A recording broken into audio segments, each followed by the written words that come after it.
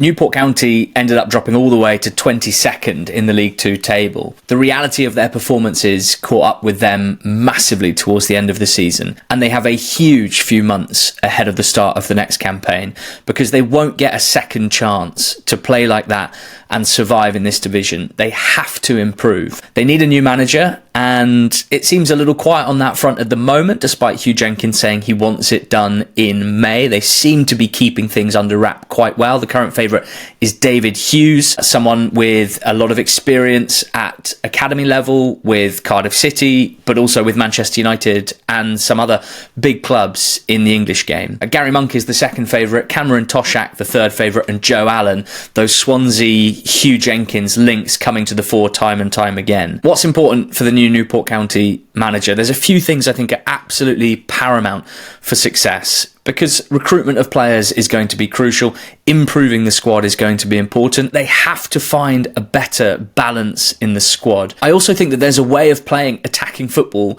and exciting football without it necessarily being this ideal of possession-based, super technical, short passing football. And if you play exciting attacking football, that puts the spotlight on your talented, high-performing attacking players, and particularly strikers. If Newport County want to make money in the transfer market, to help build the budget, to help spin the wheels, to help develop the club in the long term, they have to be realistic about the sort of players that they sign and the sort of the players that they give opportunities to and the sort of players that they will be able to sell.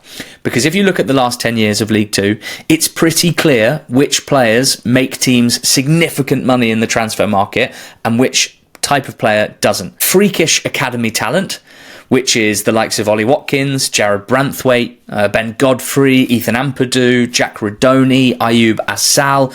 Those players will make clubs a lot of money, and Newport County should be focusing on developing those types of players, but that's very, very hard to do. And the other category, which is more realistic for Newport, is young attackers, in particular strikers. Goals are still the strongest currency here.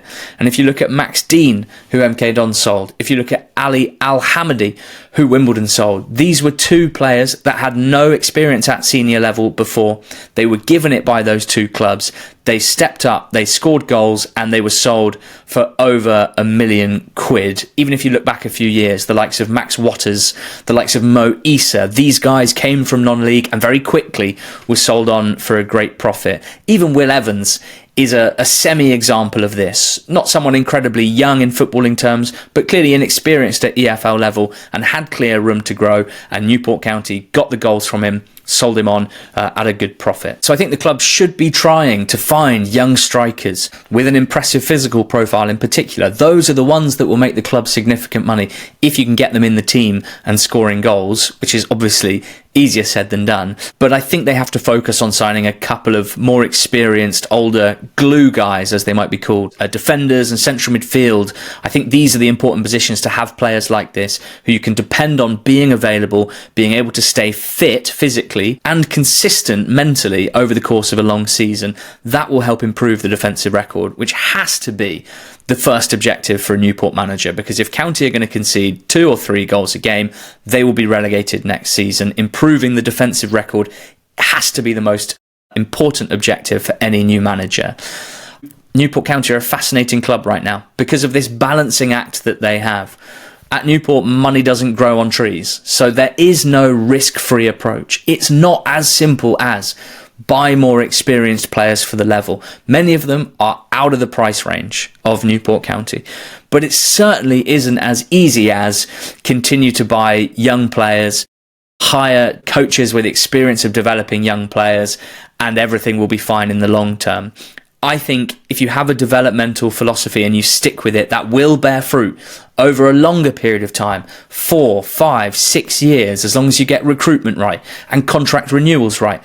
But you have to stay in the division in order to enjoy that fruit down the line. And for me, it makes sense to appoint someone with experience winning football matches at this level, who understands what it takes, not just to build a game model in the summer and coach a team in pre-season, but understands what it takes in November, in December, January, February, March, April, when things get really, really tough. This next appointment for Newport is fascinating. It's clearly very, very important.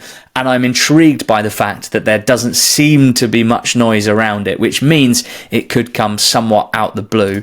We will be covering the Newport County story for DragonSports all through the summer, and we're looking forward to seeing how it progresses.